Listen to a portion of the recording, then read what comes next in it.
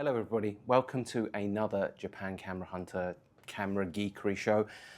This time I'm in a special secret location, though some of you may know where that is, but I'm in a secret location and I've been granted access, exclusive access to see some really amazing cameras and lenses. And I wanted to share them with you because they're so incredibly rare. And it's a real honor to actually be able to get my hands on some of these because I've been drooling over them for years. So without further ado, I'm going to start showing you some of these amazing cameras and lenses that I've been allowed to play with, which is great. I hope you really enjoy this. Come on, let's get involved. The first camera I have today that I really want to share with you is this, and it's very special.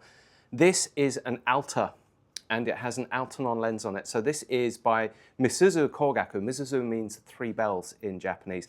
Misuzu Kogaku was a company in Japan that made cameras for a very brief time during the 1950s.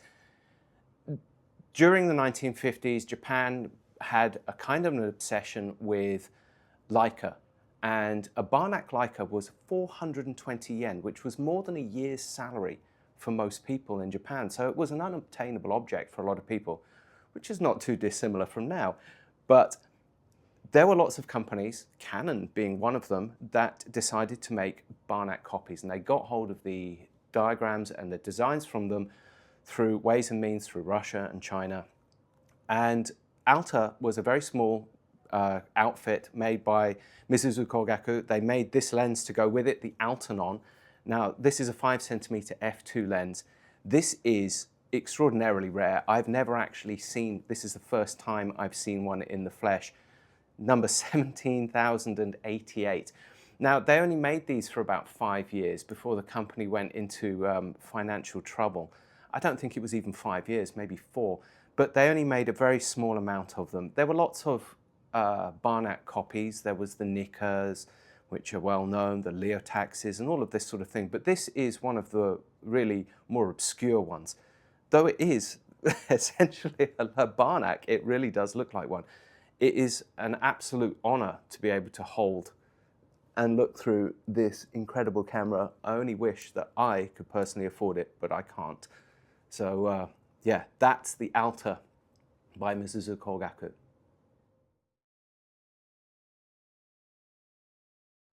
Next up, I have something that's kind of special to me. It's a little bit close to my heart because I helped have them made. This is an Elcan. This is an Elcan special lens. This is the f2, 2-inch, so 5cm, 50mm. This is the Lights Canada Elcan, and this was basically made for the US government. It was a budget Summicron made in Canada by Elcan, which is Ernst Lights Canada. Ernst Lights Canada, funnily enough, interestingly enough, is now owned by Raytheon, and they make rifle scopes and bits for missiles and stuff like that. But back then, they had a contract with the US government, and they used to make lenses. Now, I actually found this particular lens, so I've seen this one before. This isn't the first time I've seen this lens. We found this one and had it converted by MS Optics Miyazaki to an M mount. So it is now an M mount because it was originally on a different mount. It was, I'm not entirely sure what the mount was. And yeah, this is a very special lens. It's the budget Summicron because it was made for the US government. So of course there was shortcuts, and it doesn't have the same resolving power. It's gained legendary status now because of Light Lens Labs, which brought it to prominence. There was another version of the Elcan, which did come in M mount. That was on the KE7, which was another military camera made, funnily enough, by Elcan. So Elcan gained fame for creating very specialist lenses for US government situations, lenses for use in low atmospheric situations and with high resolving power, things like that. So this one is quite special, and it's kind of sashiburi, long time no see, to see this particular lens, because I remember seeing this one a few years ago. So I'm quite happy and quite fortunate to be able to see this one again. It's a very cool piece and quite unusual, a real talking point.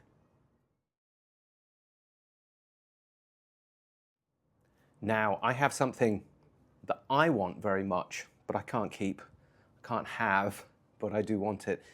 This is something special. This is one of my favorite of the special edition M6s. This is an M6 TTL, and it's the Safari version. You can see it's got this olive drab combination with the sort of olive brown leather and the olive body shape. This, or body color, this was made by Schmidt Marketing for the Asian market back in 2000, and only 300 of them are made. This one's number 257 out of 300. I like it because it's so unique. There was lots, during that period, there was a lot of special edition, either black paint or prior to the TTL special editions, the M60 special editions, there was a lot of different versions. And some of them were very similar, particularly the black paint, the NSH, the LHSA, Millennium. They all looked very, very similar, but this stood out from the crowd. This was completely unique in that it looked like a very shiny, kind of blingy military hardware camera, but at the same time a luxury military. So yeah, I really like this camera, and I kind of wish I did have one, and I sold it foolishly, and now I can't afford to own one because they're very expensive. This one actually is a full set, and it comes with a box and everything, which is nuts because you just don't see these anymore. So this is a really cool piece. I wish I could afford it myself. I hope somebody else can, because it definitely needs to go.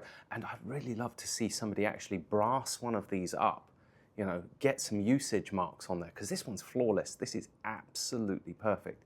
To actually see one with a bit of usage on it would be really awesome. If one of you out there has got a used one, I would love to see it, so get in touch. Continuing with the Leica theme, I have something very special. This is a Leica M3, but it's not just any Leica M3. This is 700-682, so it's from the very first batch. It's the very first of the Leica M3s, and you can see there's a few subtle differences aside from the Buddha earlugs. There's a larger R on the rewind. The shutter speeds are different. It feels a bit, the M3 is a bit bigger. It feels more, a bit rougher. Well, no, just as well made, but it feels a bit more like they were still feeling their way through the camera. And it's absolutely wonderful to be able to get my hands on something so special, because this is where it all started. And especially this year, because this is 100 years for Leica, you know, this is where it's not all started. Obviously, there were cameras prior to this, but this is where the M started, and the M is really the story nowadays of Leica. So it is a very special opportunity for me to be able to get my hands on a 700 series camera and see it in this sort of condition as well, because it really is in very beautiful condition. It's outstanding considering, well, this is 70, 80 years old now, so a really special camera. I would love to use this, but this deserves, this is a sort of camera that belongs almost in a museum now. So this could be part of somebody's collection of the history of Leica. This is a very special piece, and it is an honor to be able to get my hands on it and have a look at it close up, because it's not often you get the chance to do so.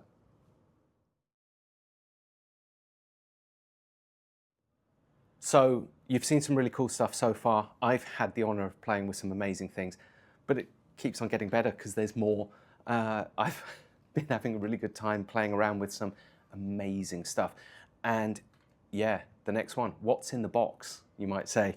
What's in the box, man? What's in the box? Yes, the big red box, indeed.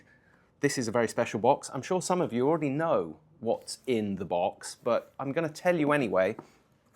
There's a certain group of very hardcore Leica collectors in the USA, Leica Historical Society of America. Good bunch of guys and girls, and they have been in the past known to commission certain cameras, including this. This is the Leica MP3. Now, back in the day, there was the original Leica MP. very special camera, and now a very rare and collectible camera, into the hundreds of thousands of dollars for one of those things. So Leica Historical Society of America wanted to create an homage to that camera. And they did. They created this. This is the MP3. 1,000 sets were made, and it came with this, the Leica M, but it also came with something special. It came with this, a Summilux lens. So this is a faithful recreation of the original MP Buddha lugs. It's got the M3 eye guards, the covers, top plate, and it's got the M2 film counter. This is a very faithful replication of the original MP3 or MP, but it is a modern MP. So it has the modern finder, and it has a light meter, and this lens is a recreation, so it's got the modern coating and the modern glass. Now this, when it came out, it didn't gain popularity that quickly at first, but then very quickly it sort of went a bit crazy, and it went from being a few $1,000s into the tens of thousands of dollars for one of these nowadays.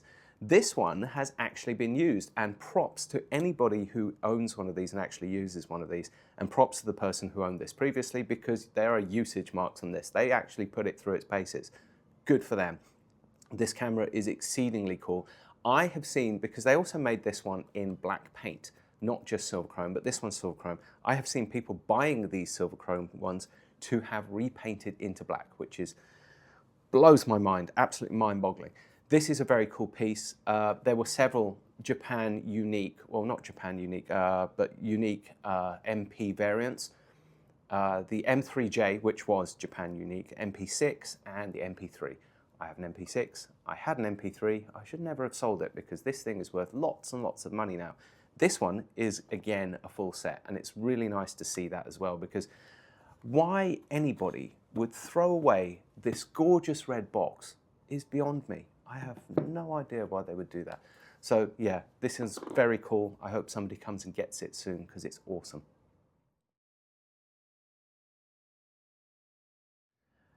So I've done some really rare and old Leica cameras. I'm going to do some really rare and old Leica glass now. This is quite special, and previously I talked about the very early first batch M3, which is still here. I have here, this is a first batch Summicron, right? You know, just getting to see this lens in the same place as this body is, to me, kind of bonkers. This is the very first batch of the Summicron, and serial 921, so really, really, really early lens. Now, there is yellowing on this lens, which would suggest to me that it's thorium or lanthanum glass as well, which is really, really cool. And there's no separation. It's in really clean condition, so it's absolutely remarkable for me.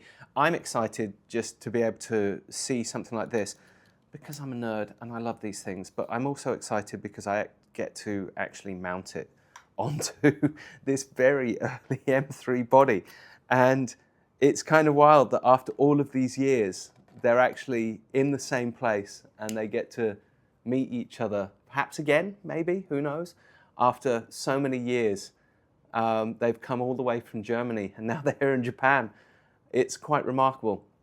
It's an honor to be able to play with this. I would love to actually take it outside and shoot with it, but it is simply too valuable to do something like that with. And I do actually have an M3 at home, and I do actually have a Summicron with a thorium lens at home as well, or in the office, so I can shoot with that instead, but it's not as rare as this one, because this one's super duper duper rare. It's so cool. Yeah, I hope you like it as much as I do. It's kind of taken the words out of my mouth for me, so there you go. Well, I took my time, but obviously I had to get there in the end. Black paint. It's what everybody wants. It's what everybody talks about. This to me is possibly my favorite of all of the Leica black paint cameras. I mean, the Leica M3, the Leica M4, You know, they're wonderful, they're beautiful. I have a black paint Leica MP6, I love it, but this to me is special. This is a Leica M2 black paint. I love the M2 for the frame counter. I think that's a thing of beauty. The simplicity, the lines. This one is a first batch. And so it's a first batch, so it's got the button rewind, which to me is absolutely gorgeous. I mean, I think design-wise, this is the perfect, absolutely perfect, spot-on Leica. They nailed it with this. This one as well. So because it's black paint, it's actually, well, we call it black paint, but it was more of an enamel. And this one's got the most absolutely incredible patina on it, where you can see it's not been sanded away like some cameras are. This one's actually been used, and it's probably been used pretty seriously as well. There are heavy gouge marks, scars, scratches, dents. This was in all likelihood used by a professional photographer for a long period of time before it was put in a drawer or given back to even the newspaper or the press agency, because I have heard of that. Press agencies had bunches of these cameras. And back 20 years ago when I first started doing this, yes, these cameras were relatively expensive compared to the other Leicas, but they weren't anything close to what they are now. They were still achievable for an average bloke like me. I can't afford one of these now. I do know a chap who does actually still shoot one of these though. He takes it out and he uses it, and I think that's a wonderful thing. This is gorgeous. It's an honor to be able to get my hands on it, because I don't get to see many of these days. They're all locked in people's safes and cabinets, and seeing one in condition like this, especially a first batch button rewind M2 black paint, stuff dreams are made of, really, isn't it?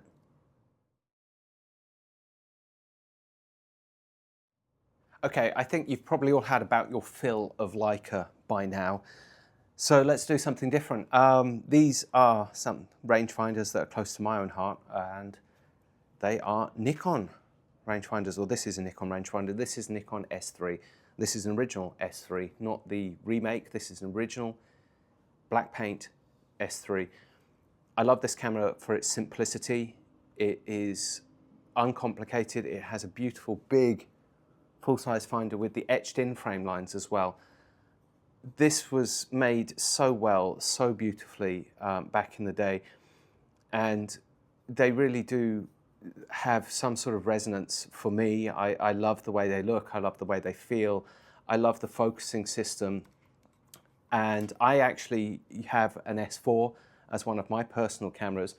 I want to put a lens on this camera, and I'm going to show you this lens later because it is also special, but this is the lens that I feel like really belongs with this camera, and this goes so well together. This is, you know, the ultimate, I think, sort of stealth black paint, because nowadays Leica black paint has become extremely expensive, so the black paint that people are looking for and going for nowadays is the Nikon black paint cameras, because they are still more accessible. And they did recreate them. You know, Nikon, you could do that again. Right, you could actually go and just do that again. You did it before in 2000 and 2005, so, or 2004, so please, Nikon, just do it again. But this is, yeah, an absolutely wonderful camera, and it's so simple and easy to use, and it feels great. Now, there's a reason why they made these in black paint. You see, there was a Japanese photographer, and he went to the war. He was in, I believe it was the Vietnam War, and he came back and he said, my camera is shiny, it's going to get me killed. Can you make a camera black so that it doesn't reflect the light? And Nikon went, yeah, sure, we could paint a camera black, and they did that for him. And the rest is history. So yeah, this is, to me, the ultimate black paint that you can still carry and shoot, and you can still use, because yes, they are expensive, but they're not, you know, sell one of your vital organs expensive. Well, not yet anyway, but I'm sure that would change once people get their hands on them. So yes, this is special. I love it. I hope you like it too. This is the wonderful black paint M3, S3. Yeah, sorry, Nikon.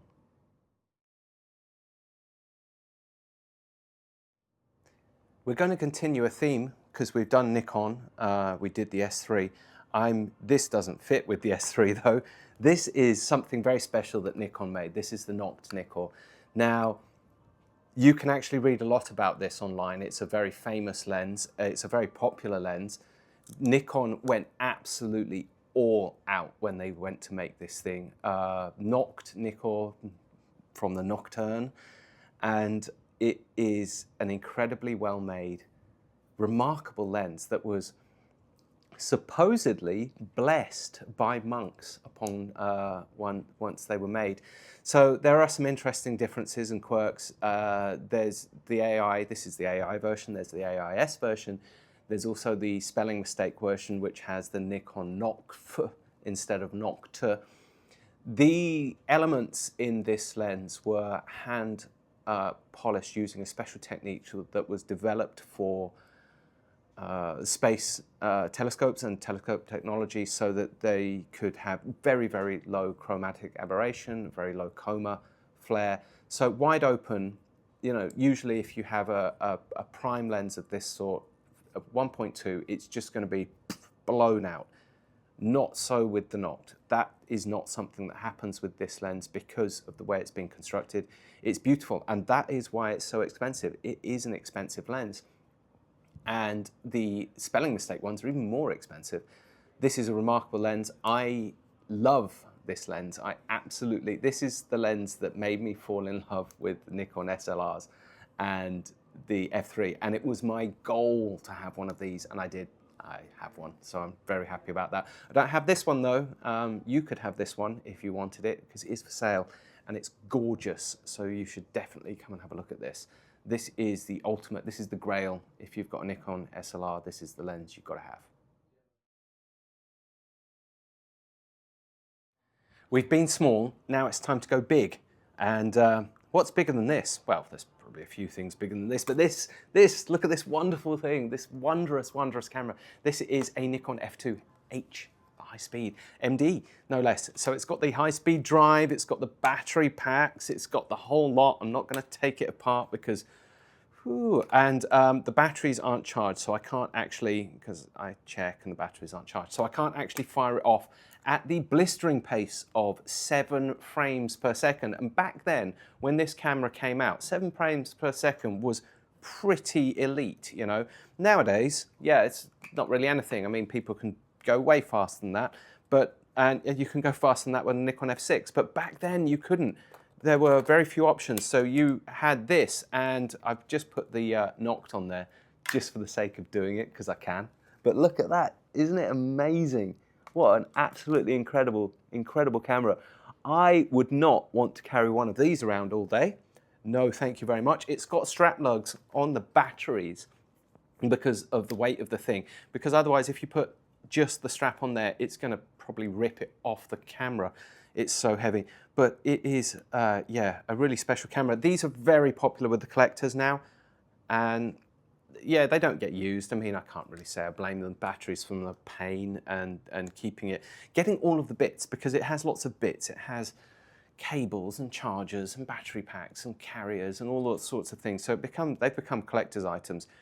I am very fond of this camera. I also like the data back, the F2 data back. I think that one's really cool as well, which has the clocks on it so you can put the dates. But yes, this is the Nikon F2H.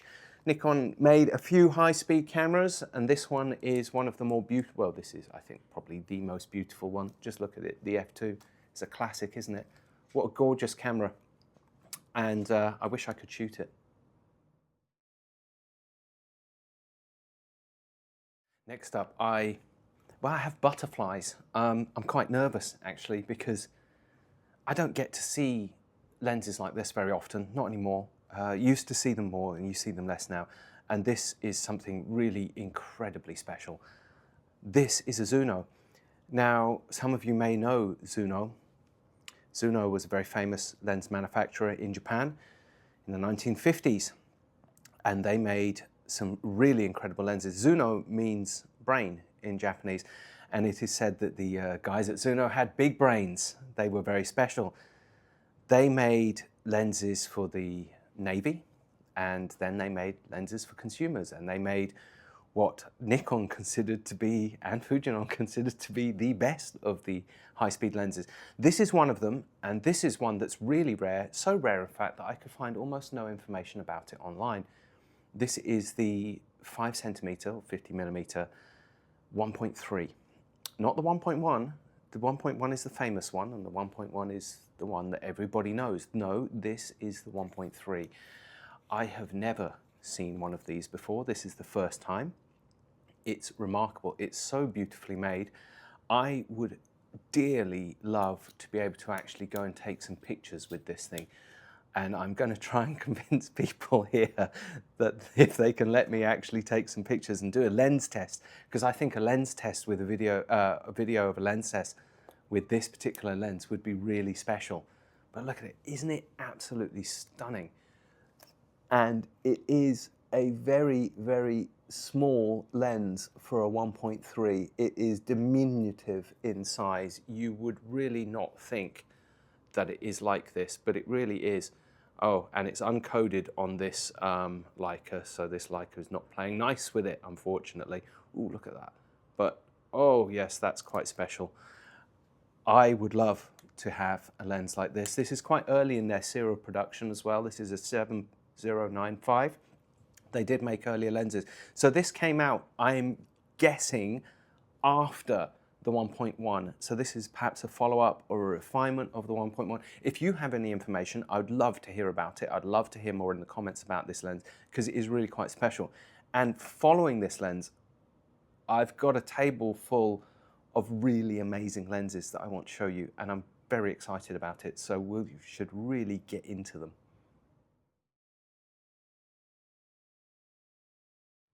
So next up we have a lens which you actually saw earlier on in the video because it was paired with the S3.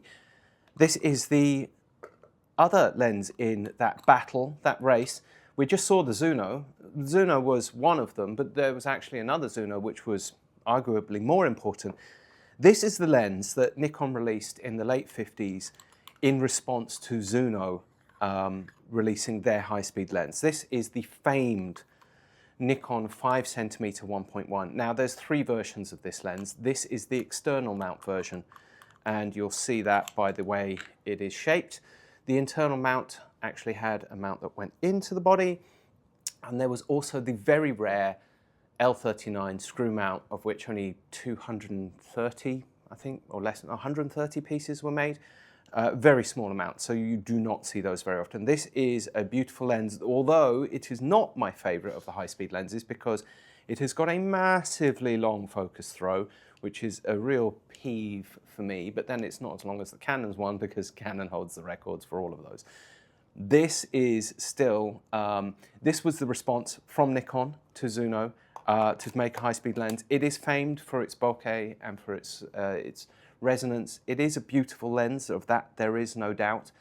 I do like using it, I just don't like focusing with it because it takes forever, but it is a special lens. I've seen quite a few of these in my years. It's not as rare as the other ones. Nikon was a bigger company and as such made more products. Zunow, on the other hand, they were only in business for 8 years before they were gone, and Nikon is still going strong. So this was back when it was Nippon Kogaku as well, and it pairs very nicely with the S3, doesn't it? It looks fantastic. I mean, it looks great. It looks like such a beautiful piece of design. This is a patent pending lens, no less, as well. I like this. I don't think it's my favorite of the battle of the lenses, but I still think it is a remarkable piece of history. And it's the precursor to the Noct, so it's special to me.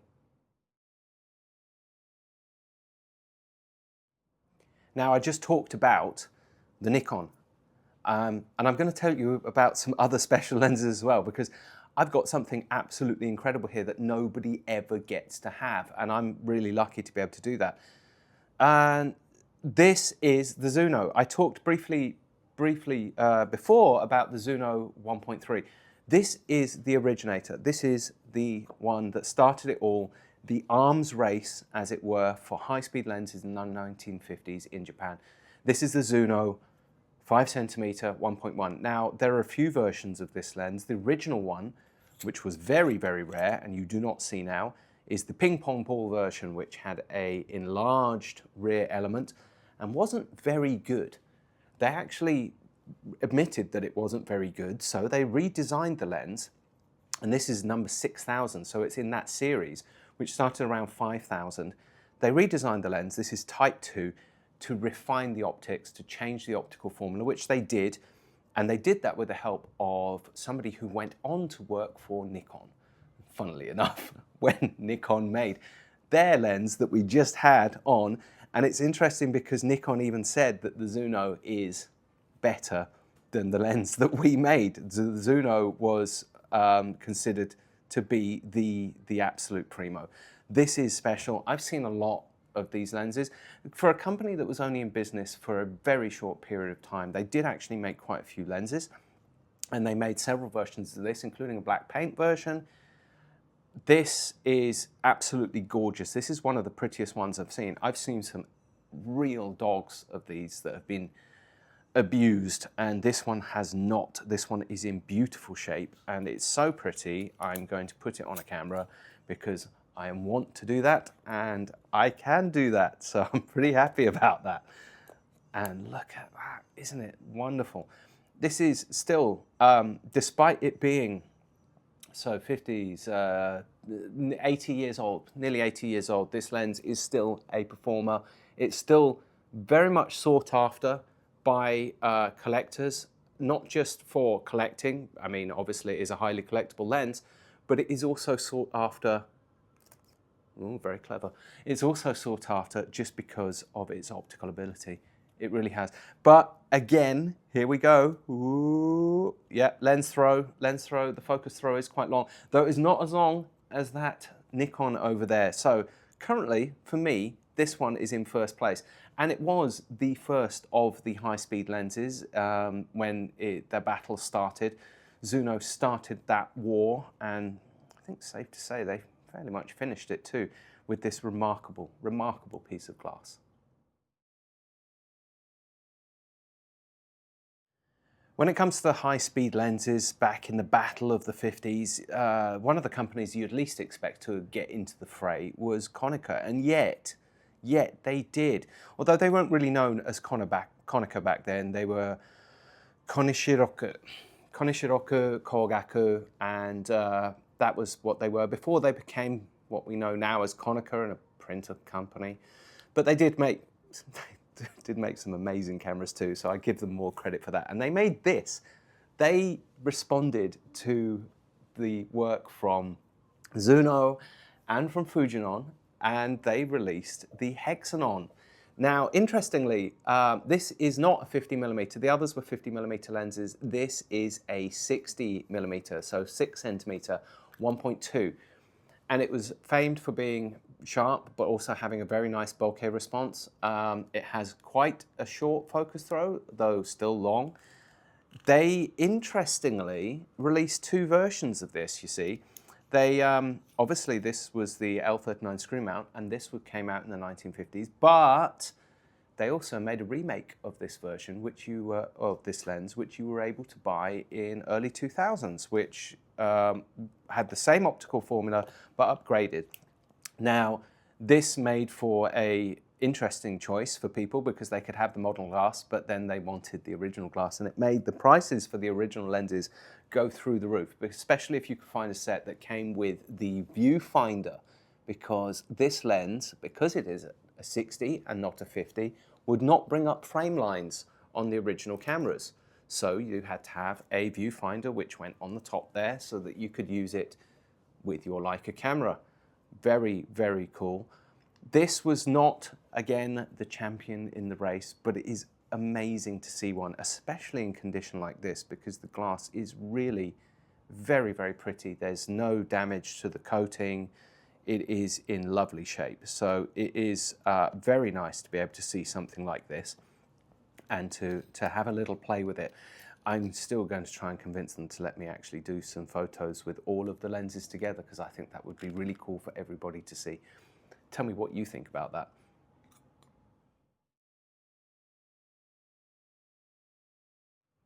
Okay, so we have the final lens in this lens battle. I'm going to put them all together in a minute as well for you, so that should get you kind of excited. So stick around for that, because that will come at the end and it looks amazing. But I have a Canon. No, I don't.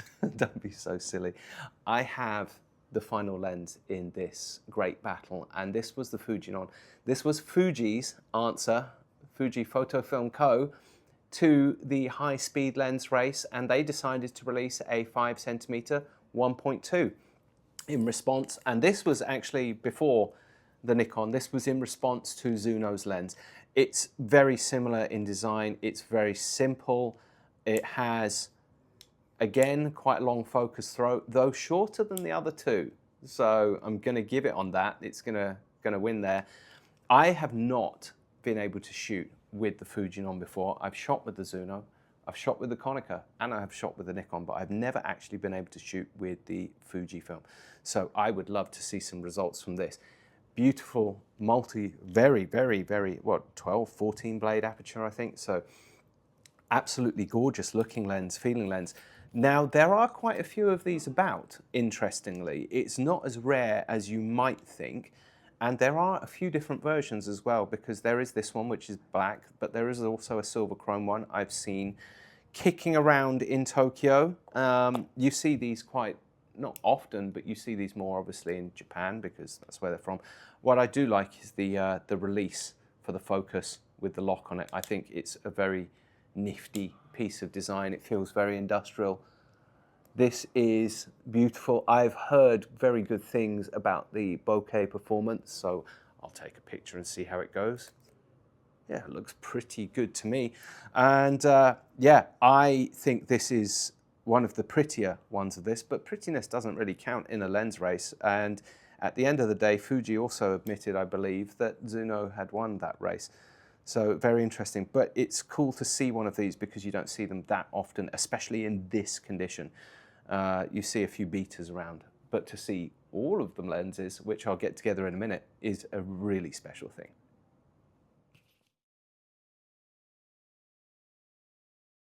So I'm really, really, really, really lucky because you don't get to see this ever, ever, at all, ever. I have all of them. I have the Nikon, I have the Zunow, I have the Konica, and I have the Fujinon, all together in one spot.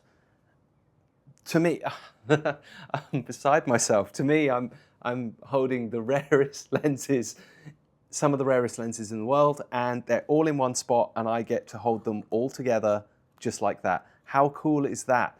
You just don't get to, ever. And I did. So I'm pretty chuffed with myself for that. It is remarkable. It is amazing to see such an important piece of history as well, because this really is an important piece of optical and photographic history altogether. So that's it for this video. Thank you so much for watching, and thank you for being interested in something that I find so interesting. It really does mean a great deal to me. I hope you like these. By the way, all of these items are available for sale. If you're interested in buying any of them, please contact me directly and we can arrange for that. These are very special pieces. If you would like to see more videos like this, please make sure you like and subscribe, and please make sure you come and check it out and give us some feedback. We'd love to hear more from you. Thank you. Thanks for watching. Bye-bye.